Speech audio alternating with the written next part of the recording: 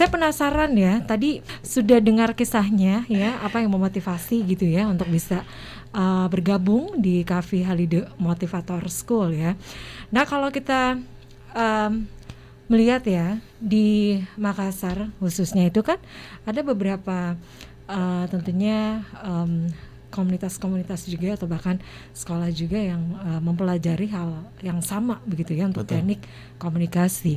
Apa yang menjadi pembeda ya dengan Kafi Halide Motivator School ini?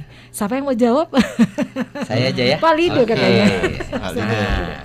Yang pertama, itu gratis. Gratis belajar di Kafi Halide Motivator School itu gratis. Ya. Kirain tadi saya pikirnya berbayar gitu ya. Ya ini satu-satunya. Saya sudah berpikir ya. Oh ini bayar berapa nih untuk investasinya? Mahal banget. Sampai mahal karena itu banyak jadi gratis. Saking mahal jadi gratis gitu. Iya. Kita di sana. Jadi free ya Pak ya? Free. SPP-nya ada. SPP-nya ada? Ya, untuk orang Muslim yaitu sholat 5 waktu dan bertaat kepada orang tua. Itu aja. Masya Allah. Kapan ketahuan tidak sholat kita disuruh keluar langsung. DO.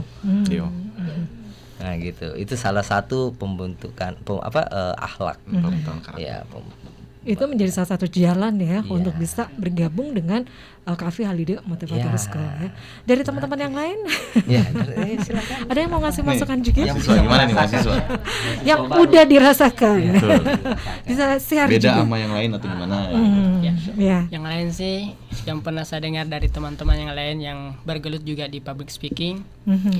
Nah, dari hasil diskusi dengan teman itu, setelah kami juga ikut langsung pembelajaran di Kafi Halide, ternyata di kampus ini tidak hanya kami diajarkan bagaimana kita berbicara dengan baik, namun sebelumnya pola pikir kita diperbaiki dengan bagaimana kita mendekatkan diri kepada Sang Ilahi Robbi, Tuhan Yang Maha Esa. Sebab ketika orang menjadi pembicara terhebat namun dia lupa akan Tuhannya, maka itu percuma saja menjadi orang yang terhebat, karena nantinya kita akan kembali kepadanya. Bahkan Om Bagus, guru sehat kami, senantiasa menasihati kami bahwasanya ada salah satu ungkapan dalam Sufi, ungkapan Islam mengatakan, ketika engkau mampu mengenal dirimu, maka pasti engkau akan mudah mengenali Tuhanmu. Maka di Kahfi kami diajarkan seperti itu.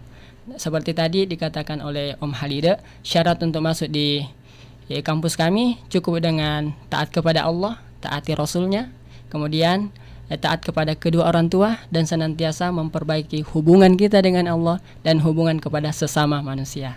Masya Allah. Ya. Aneh ya. Aneh ya. Oke. Beda, emang beda ya. Oke. Iya. Yang paling cantik dulu? Oh, saya. Next. Ya, makasih Kak. Sepertinya sudah disebutkan tadi juga sama Bang Mail sama Om Lida juga, yang membedakan kampus kami dengan kampus ataupun komunitas public speaking lainnya, itu memang diberikan suntikan nutrisi di awal berupa database. Karena yang terpenting itu Kak sebenarnya database dulu. Sebelum teknik komunikasi. Kalau mau belajar teknik komunikasi, sehari aja saya ajarin pasti bisa. Mulai dari gestur, mimik, kemudian retorika berbicara, vokal kita, itu gampang banget, sehari bisa full. Tapi yang pertanyaan adalah, apa mau dibilang? Terus kalau Anda udah bisa seperti ini, apa mau dibilang? Makanya ini yang penting nih. Sama seperti cere atau teko. Kalau misalnya itu isinya di dalam dada, bisa nggak keluar dituangkan air atau apapun itu? Nggak bisa. Makanya diisi dulu tuh. Itu yang diisi. Kita isi dulu dengan cara apa? Kita berikan dia psikofundamen yang awal tentang 3 diri manusia, trisula nafsu. Materi-materi Kafi itu syarat dengan ilmu psikolog, tapi syarat juga dengan ilmu-ilmu agama. Nah itu dulu tuh yuk. Datanya, habis itu kita aplikasikan lewat akhlak atau karakter tadi yang saya bilang.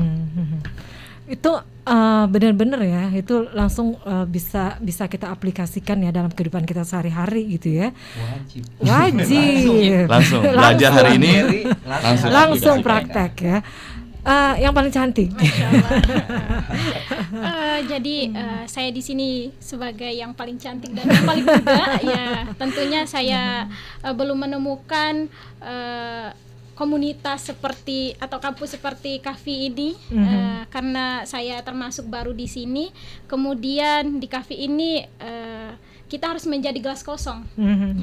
Sebelum kita masuk di Kahfi, kita harus menjadi gelas kosong, di mana sebelumnya kita mendapatkan ilmu di kampus lain atau di luar, tapi masuk di dalam Kahfi ini kita harus jadi gelas kosong supaya kita bisa menampung ilmu yang diberikan oleh guru sehat kami, dosen-dosen kami, dan itu menjadi pembeda dari komunitas atau kampus yang lain. Oke. Itu tadi ya. Jadi untuk bisa syarat ya untuk bisa bergabung dengan Kahfi Halidia Motivator School itu syaratnya itu taat ya kepada Allah, Rasulnya, dan juga senantiasa menjaga hubungan baik antar manusia gitu ya.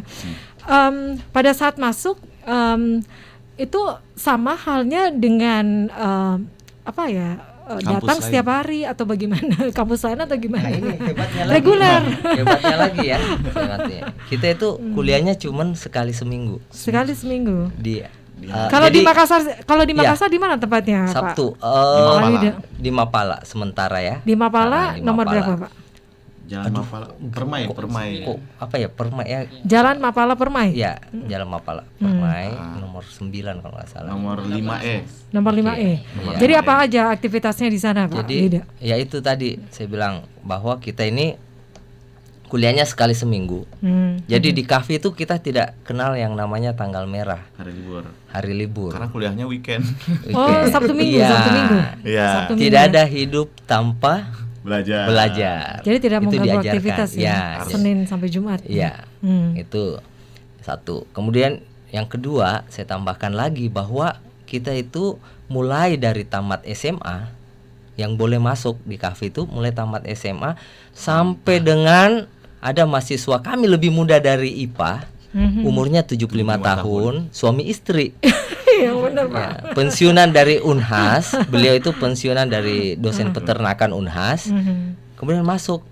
Terus sudah ada beberapa profesor juga gabung bersama kami. Makanya tadi kata DIPA itu harus siapapun yang masuk ke situ gelas kosong. Maksudnya gelas kosong itu kan mungkin begini saya tambahkan, bukan kita benar-benar mengosongkan pikiran, tidak, tapi melepas ego kita. Jubah kebesaran kita itu di luar siapa, lepas semuanya. Masuk di kelas, duduk sama rata, belajar, mendengarkan. Setelah keluar dari Kahfi, maksudnya selesai belajar, silahkan gunakan lagi jubah kebesaran Anda. Tapi kita di Kahfi semua sama. Itu bagusnya kayak gitu. Jadi kalau semuanya yang udah ada gelar atau apa, itu semuanya ditanggalkan gitu ya. Betul banget. Jadi benar-benar karena kalau kita bawa itu, diri sendiri aja. Kalau kita bawa seperti itu, kita masih melihat, siapa sih yang ngajar? Ya elah masih anak muda, ya elah udah ilmunya segitu doang. Karena apa? Dia bawa, dia punya gelar atau egonya. Ada rasa segan atau apa gitu kan? Oke, Masya Allah. Oke, jadi memang ya untuk aktif untuk untuk proses belajarnya itu pada saat weekend ya, pada saat weekend. Kemudian apa lagi aktivitas di sana, Pak Lida? Selain itu ya kita biasa mengadakan juga di luar ya. Ada kegiatan di luar juga ya? Ada kegiatan di luar. Seperti apa, Pak? Sosialisasi. Bagaimana dulu ya sebelum COVID kita di Car Free Day. Itu kita berikan contoh sampah itu jangan buang sembarang.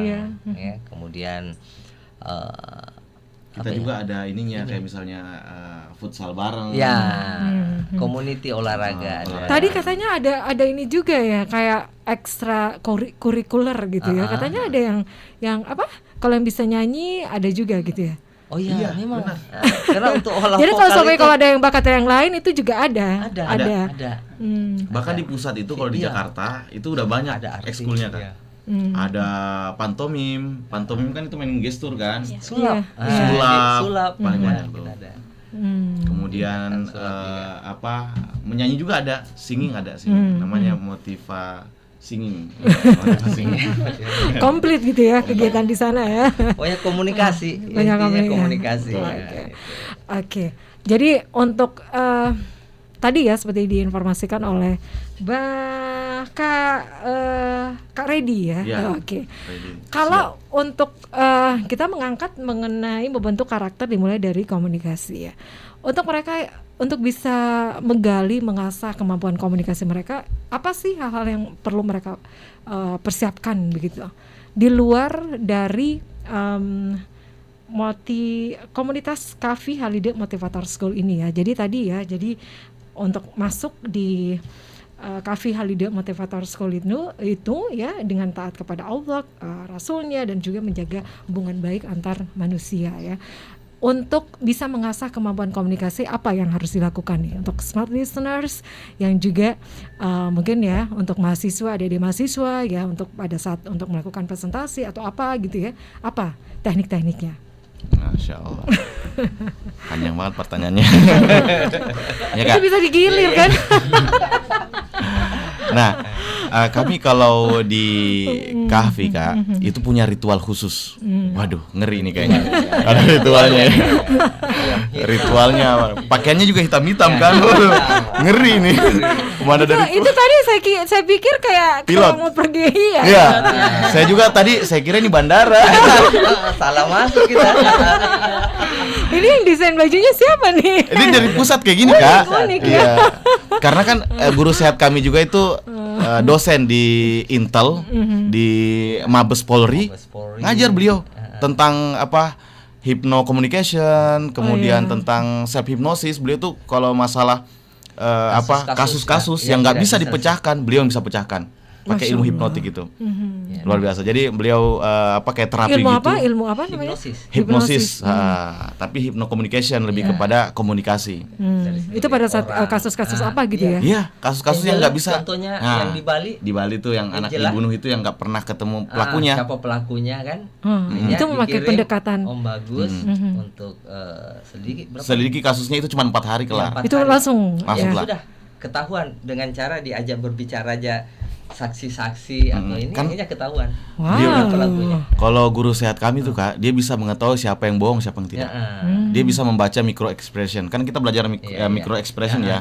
Alisnya bagaimana, kemudian lihat begini, oh itu bohong tuh. Tahu banget, pakar kan beliau namanya pakar komunikasi. Hati-hati Mbak berhadapan dengan anak kami. Makanya jadi kan. Waduh, bahaya nih. Bahaya. Kita orang baik kok, orang baik yang tidak akan menjatuhkan atau bagaimana. Ya pastilah kita orang baik ya. Enggak makan batu. Dilanjut lagi. Iya, saya belum selesai nih. Lanjut.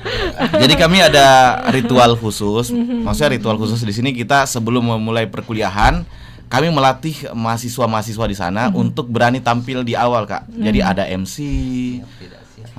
Setelah MC ada pembacaan ayat suci Al-Quran, membaca Asmaul Husna, bareng-bareng tuh. Habis itu kasih motivasi satu orang, tunjuk siapapun. Ketika ditunjuk siap tidak siap, yang namanya motivator harus siap ya. Makanya itu harus prepare semua tuh sebelum kuliah di Kahfi. Mereka harus prepare apa ya nanti motivasinya ya. Karena ditunjuk ayo. Yang nunduk saya tunjuk, tapi yang lebih ngelihat ke atas saya tunjuk lagi. Jadi gitu. Dari situlah itu melatih mahasiswa kami itu untuk berani pede dulu.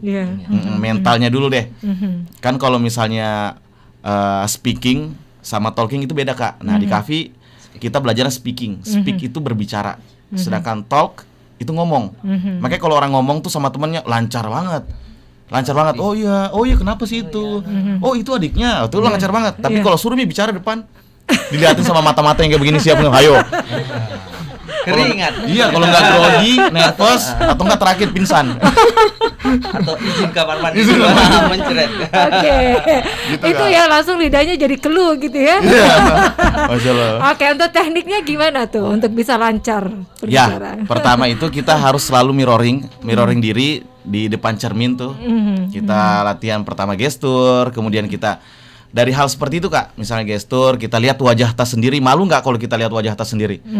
Kalau kita lihat wajah tas di cermin malu, waduh, gimana lihat orang, lihat wajah sendiri aja malu gitu.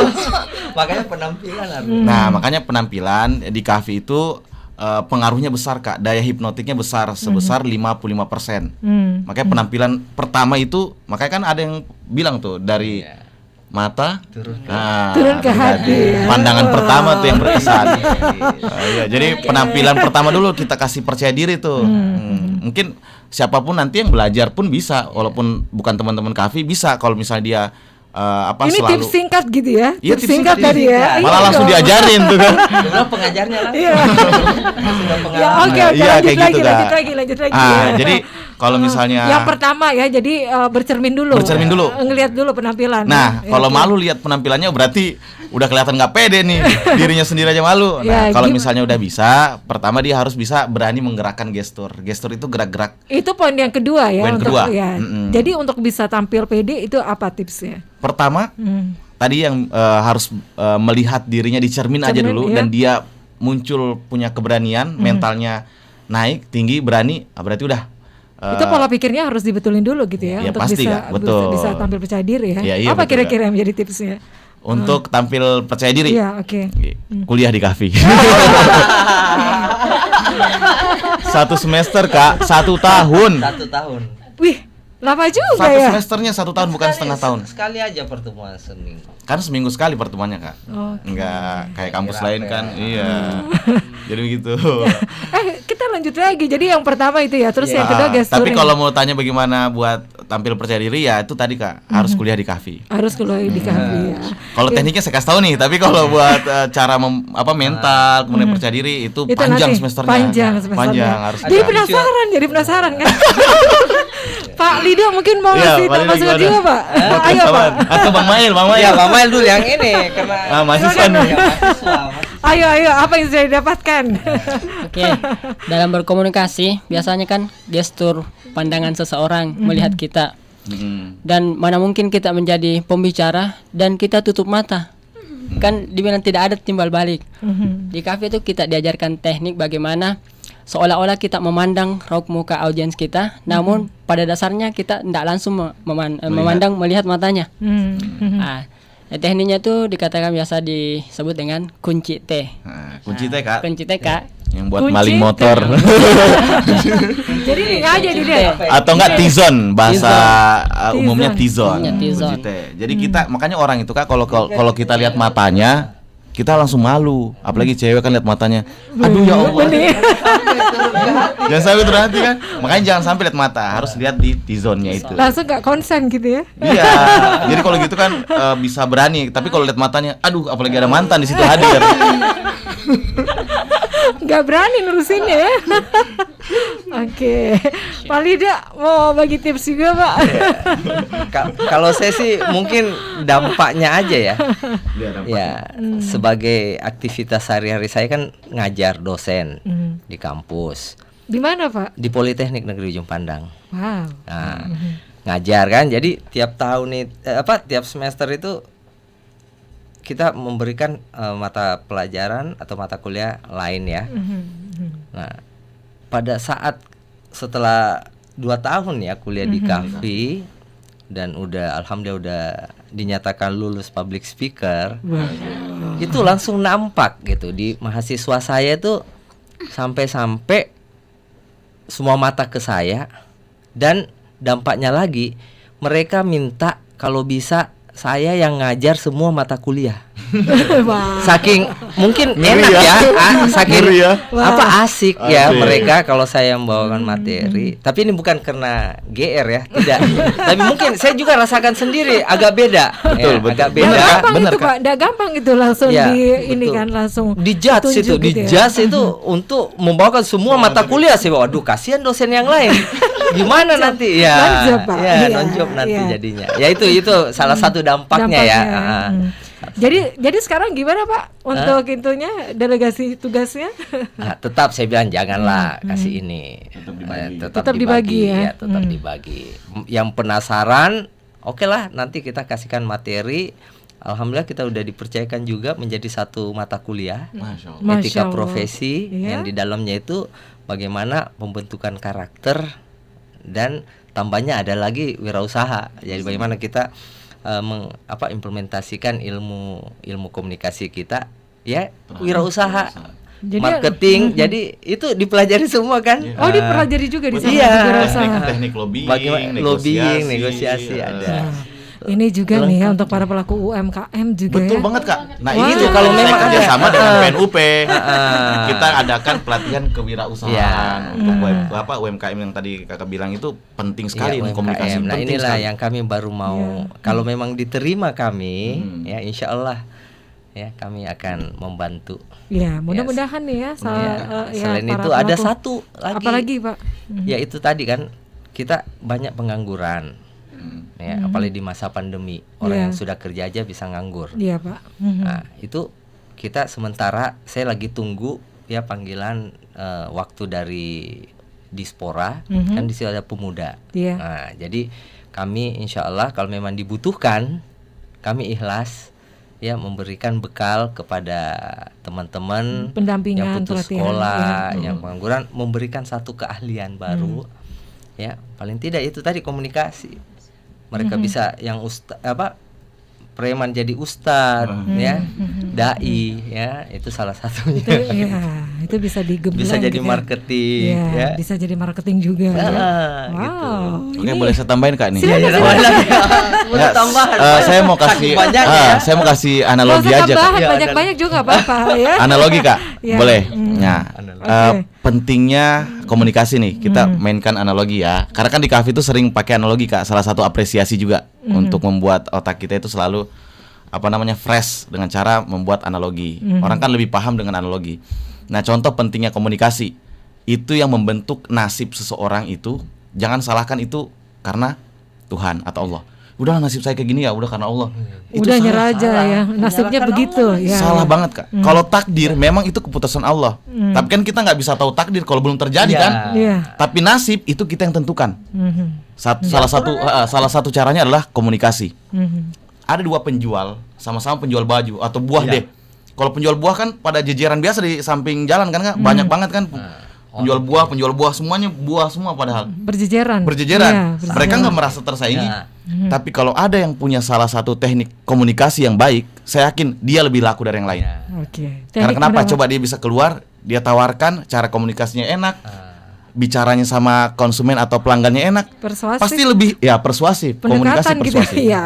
Pasti lebih enak Iya. pelanggan yang datang ke Ke dia. komunikasi yang enak Iya. itu daripada mukanya marah-marah. Diam-diam. Beli di situ. Apa? Cari di Mana? situ. Berapa kilo? Mana coba yang enak? Enakan nih yang mana Kak? Coba itu. Oh, ini yang enak nih. Cobain dulu. Itu ya. Namanya di kafe itu ilmunya hypnoselling. Hypnoselling. Semuanya dipelajari ya Pak ya. Pelajari Kak. Oke, ini jadi penasaran. Boleh nggak kalau mau gabung juga ya? Ini teman-teman kalau ini live ya. Iya, live. Live. Ini langsung tuh buka Instagramnya, Langsung IG-nya, ya? Oke. Kahfi Halide Makassar. Kahfi Halide Makassar Makassar. ya. Oke. Itu Bisa Instagram. diulang lagi. Kahfi Halide Makassar. Kemudian untuk mau gabung ya itu untuk IG-nya ya. Iya. Ya IG-nya. Kemudian untuk langsung aja datang ke apa tadi? Jalan Mapala Jalan di Mapala. Perumahan Permai Mapala Indah. Nomor E5E, Blok 5E. Blok 5E itu ya, smart listeners. Jadi kalau pada penasaran ya, ini langsung belajar. Nomor itu tadi kontak aja. nomor kontak aja WhatsApp nomor ya. kontak aja. WhatsApp-nya. Ada di Instagram Kak. Ada di Instagram. Bukan di Instagramnya follow, ada nomor di situ. Atau Zaman langsung, IT. atau langsung penasaran gitu ya, denger suaranya aja itu langsung gimana gitu ya, nomornya ini aja deh, nomor WhatsApp-nya. Oke. Dari Ipa ada mau tambahin lagi? Ya, yang dirasakan. Yang dirasakan. Masya Allah, sebelumnya banyak sekali yang saya rasakan Kak. Baru bergabung. Iya, karena saya termasuk angkatan yang baru bergabung. Saya kebetulan baru kurang lebih 3 bulan lebih di Kahfi. Saya lebih percaya diri ketika tampil di depan umum, dan ketika presentasi di kampus saya juga lebih percaya diri dari sebelumnya yang tidak percaya diri ketika berhadapan dengan dosen, minder ketika menjawab pertanyaan yang pertanyaan-pertanyaan tetapi menjawabnya dengan salah. Tapi sekarang lebih percaya diri, oh nggak apa-apa, mungkin bisa diperbaiki lain kali. Lebih membuat hati itu tegar gitu, bahwa tidak boleh seperti ini lagi, harus lebih bagus lagi dari yang kemarin gitu. Oke.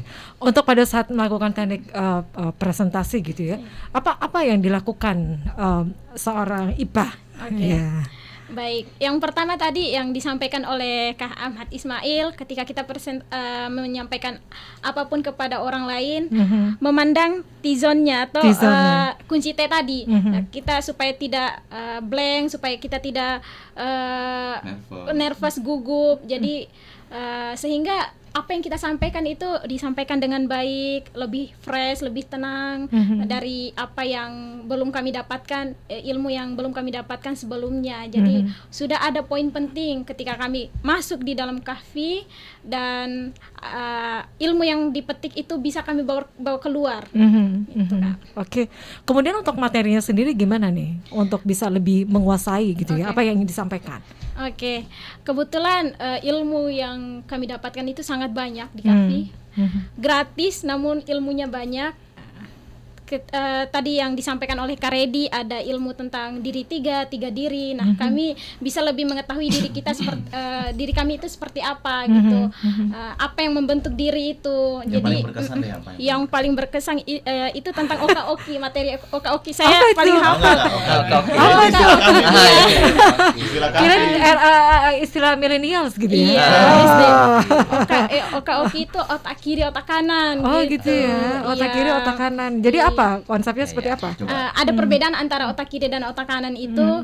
Otak kiri itu memuat 12% data, sedangkan otak kanan itu memuat 88% data, dan otak kiri itu lebih ke sistematis, sedangkan otak kanan itu neuristik, dan kemudian kita memahami bersama bahwa otak kiri itu bisa termasuk berpikir logis, matematis, itu yang mencakup otak kiri. Sedangkan otak kanan itu lebih ke imajinasi, seni, tadi juga dibilang musik, itu juga termasuk otak kanan. Jadi itu cangkupan yang sebelumnya kita nggak tahu perbedaannya. Nah, tapi ketika kita masuk di kahfi, kami tahu, oh selama ini kami tahu bahwa kami itu punya otak kiri, otak kanan. Oke, pada saat melakukan pada saat bekerja atau apa, pengaplikasian itu bagaimana?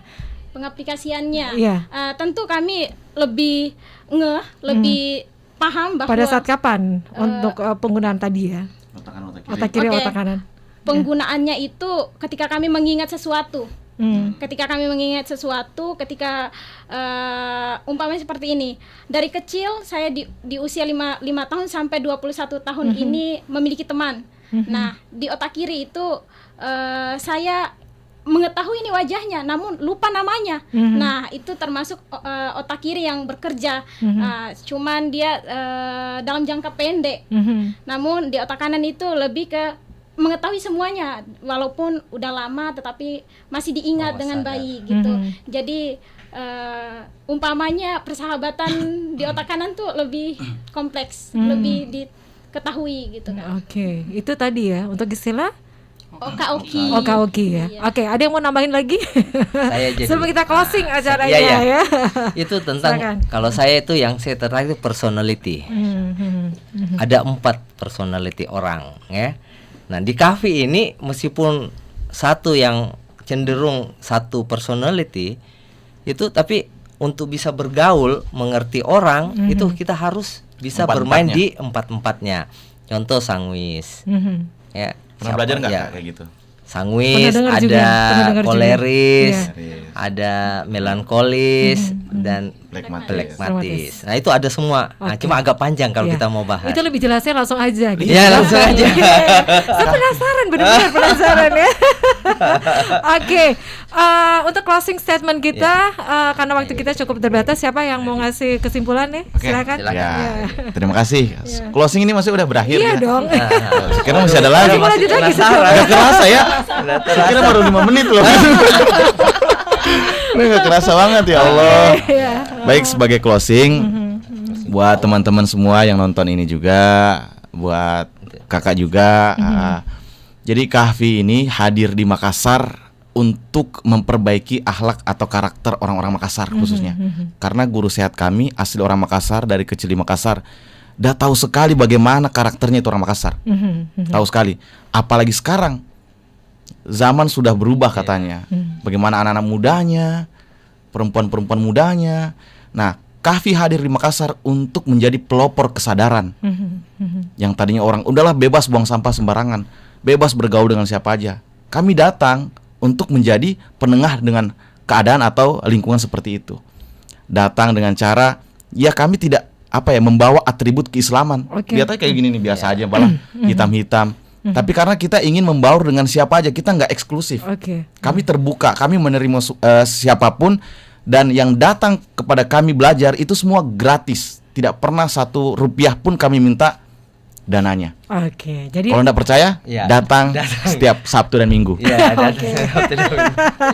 Iya, ditunggu ya. Ditunggu sekali. Ditunggu sekali ya. Oke, sekali lagi semoga apa yang kita perbincangan untuk hari ini bermanfaat ya. Dan pastinya terima kasih sekali lagi untuk Ipa Bahya sudah hadir di studio. Kemudian Kak Redi, terima kasih ya. Kemudian Ahmad Ismail, thank you. Dan juga ada Bapak Lido Mar ya. Terima kasih.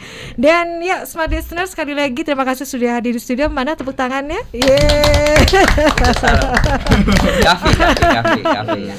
Oke. Dan Smart Listener, demikian perbincangan kita di malam hari ini di Smart Community. Saya Mirza Nanti pamit. Assalamualaikum warahmatullahi wabarakatuh. Waalaikumsalam warahmatullahi wabarakatuh.